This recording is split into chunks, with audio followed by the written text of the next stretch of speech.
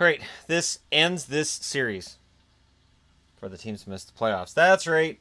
Teams that are out in the first round are over here now, so this is the last team that missed the playoffs. And finishing with St. Louis kind of makes sense because St. Louis, of all the teams that missed the playoffs, the St. Louis Blues are in the best position to get themselves back on the map next year.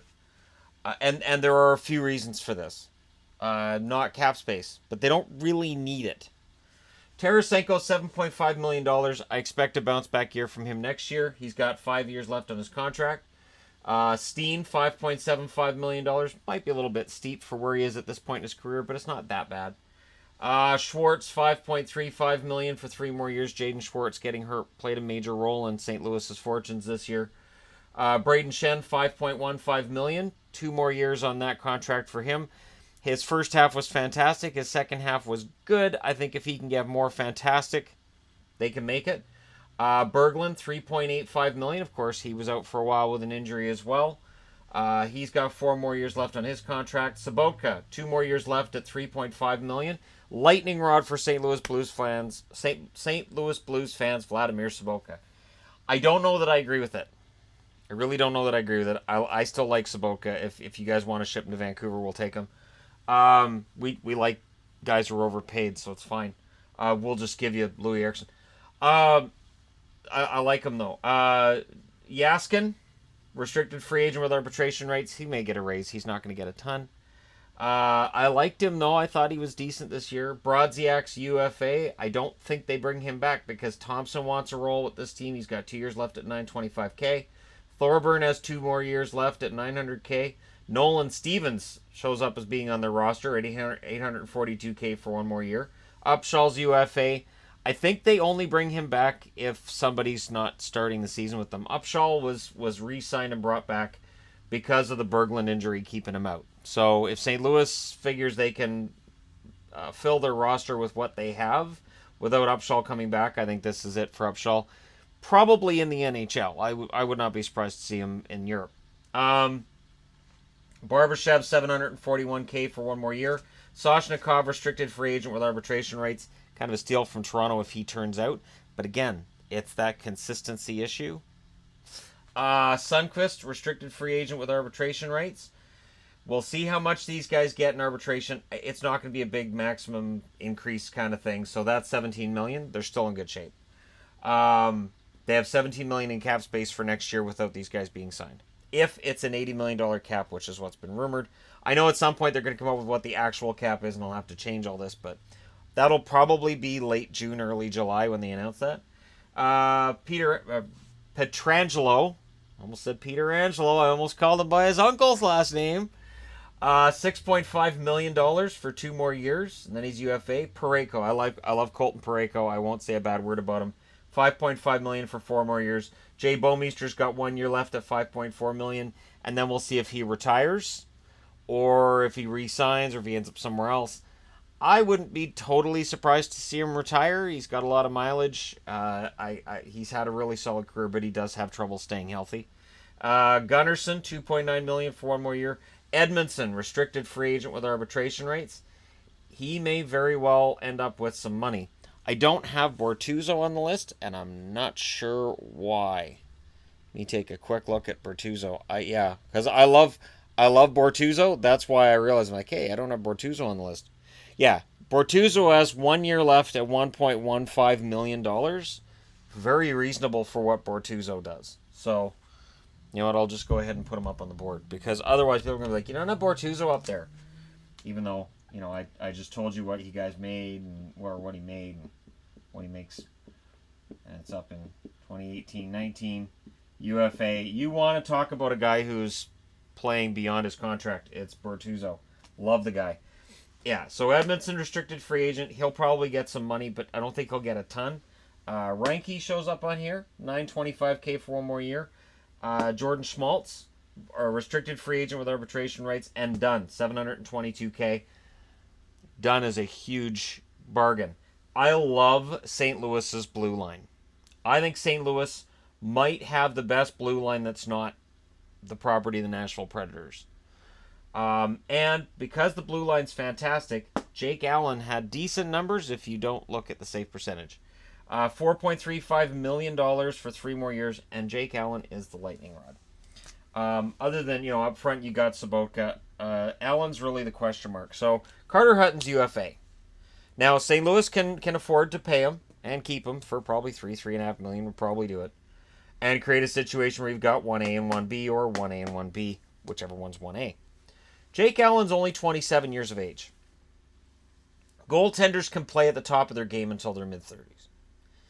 Look at what Luongo did this year, and even though Luongo got hurt a number of times, Luongo at 39 put up some of the best numbers of his career. That's 12 years from now. Now, I'm not saying Jake Allen's going to be a Roberto Luongo. I'm not. I'm not even saying he's going to be Chris Luongo. I'm saying that Jake Allen at this stage of the game, if the Blues give up on him and decide to move on to somebody else, they could very well regret it. Jake Allen, when he's confident, is one of the best goalies in the league. I don't think Jake Allen's problem is physical. I think it's here. And that's tricky.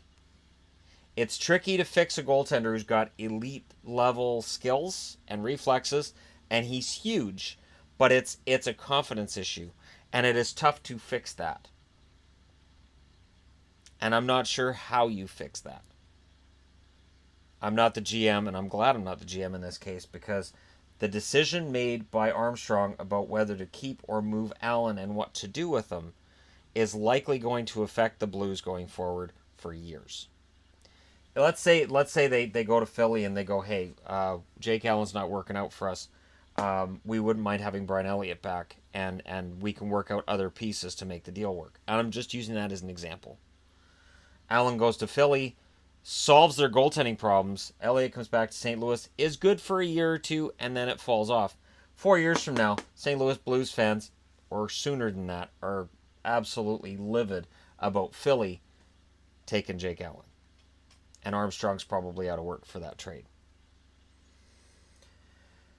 They've got room. And now we'll talk about their prospects. Whether it's Costin, Thomas, Kyrou, Husso, Sanford, Fitzpatrick. Husso and Fitzpatrick are their goaltending prospects. And whether one or the other's ready, I think Husso's going to end up finding himself as the backup next year. I don't think Hutton comes back. And yet, they absolutely could do that. They have a lot of decent prospects up front, and Kyrou got a lot of interest and has been moving up a lot of people's prospect lists. I would expect him to get a long look at camp. I would expect Robert Thomas to have a shot at this roster as soon as they feel he's ready. And Clem Costin, the one that Pittsburgh gave up, he was the draft pick Pittsburgh gave up to get Ryan Reeves. I think he is probably a year away from coming in, but you know what? With prospects and how quickly they make the NHL these days, I really don't want to speculate on that much more than saying he's probably. Because this year there were a lot of prospects that I thought, well, they'll probably need time in the AHL, and they didn't. So those days might be over for guys with that really solid skill level and speed. St. Louis should be back in the playoffs next year. This is a playoff roster. Them falling out of the playoffs, unforeseen and unfortunate. Their draft pick, they don't have their own. They lost that to Philly. They have the Jets draft pick in the first round, and then they have their own draft picks from 2nd through 7. What they do with those draft picks, what they're able to do in the offseason to resolve whatever's going on in net, will decide what happens next year. Because really, honestly, the defense played well. Their offense was pretty solid. And it just, they've got to figure out the goaltending. Because, as I said, Allen's problem I really think is up here. And when a goalie gets that figured out, they can be dynamite. But if they don't, it can be rough. There's nothing that's more painful to me than watching a goaltender who has the skill and doesn't believe in himself. Where you'll see him allowing goals and you'll see his shoulders hunched forward and he just looks defeated and you're thinking, man, you're so much better than this. And I used to see that here and there in Vancouver with Cloutier. You'd look at his body language after a goal and you'd go, oh, no. And it's here. And for Klutz, it was his physical as well. So he would get hurt and sometimes he would try to hide those injuries. I'm not saying Allen does that, but in Allen's case, I do think that there's the mental side of it. Physically, he's a fantastic goalie. But let me know your thoughts. Let me know how you feel about it if you're a Blues fan. Where you think they fit in next year. I do think they get back to the playoffs. Don't forget to hit like and subscribe if you're browsing your way through. You just happened upon this video. And thank you guys so much for watching this series, which is now a playlist on the channel. So be sure to peruse that playlist. There are now 15 teams on said playlist. All of the teams that missed the playoffs. And now we get into the teams that made the playoffs and went out in the first round and what they're going to do. So thank you guys so much for watching. I'll talk to you again soon.